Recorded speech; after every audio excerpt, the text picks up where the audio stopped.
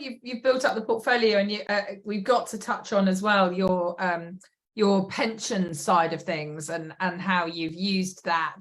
And yeah, let's go into that before I've got a couple more questions.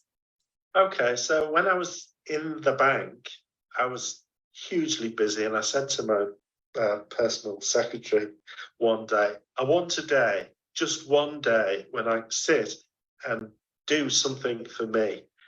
So block out next Tuesday. It's going to be find out about my pension day. So anyway, she managed to give me an hour that Tuesday.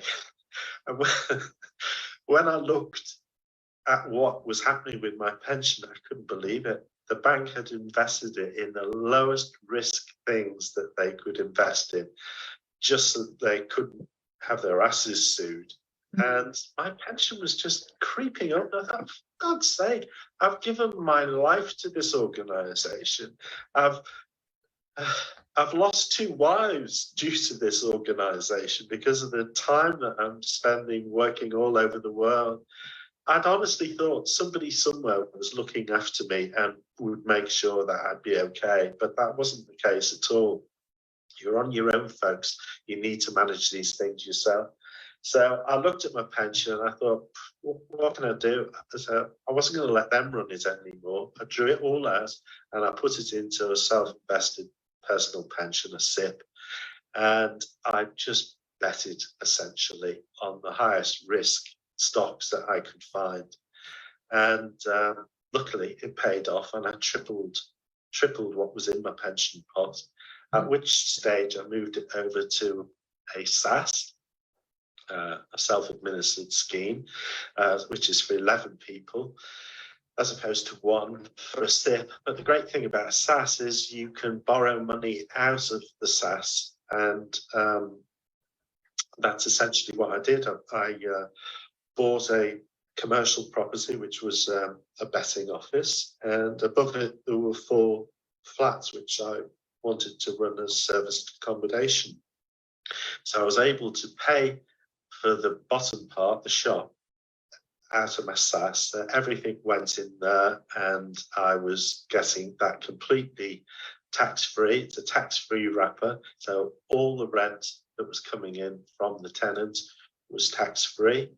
And then I borrowed money out of the SAS to pay the deposit to buy the serviced accommodation above it, and built 4 serviced accommodation units above there. So, and that's a brilliant model, really. And when my son, who's in business with me, realised, he just said, "This is incredible, Dad. I honestly didn't think you could get anything out of your pension until you were 55.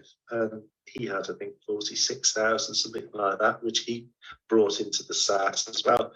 And for him to be able to get his grubby little hands on that when he was still relatively young was very exciting too. And so yeah, that was the game changer.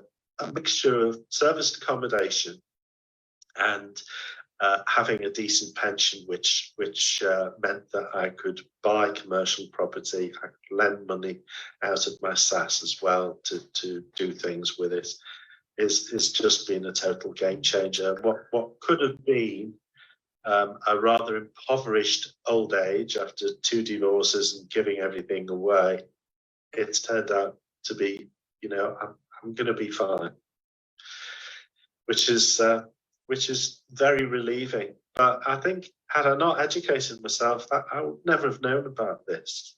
Well, you don't know what you don't know inherently, do you?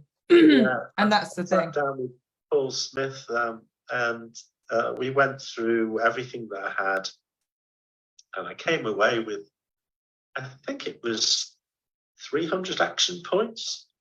I mean, you're not educated when you've got 300 action points. Some of them were fairly minor, but some of them were pretty bloody radical, like when did you last write your will, and who's the recipient of everything you own, actually. Yeah. I wrote it 30 years ago, and it was my first wife who was due to get everything and is going to get my civil service pension as well. So Yeah, it's the best thing I ever did, and getting myself educated and finding out about serviced accommodation. It really is a game changer, and then finding out how you can use your pensions as well was the icing on the cake, really.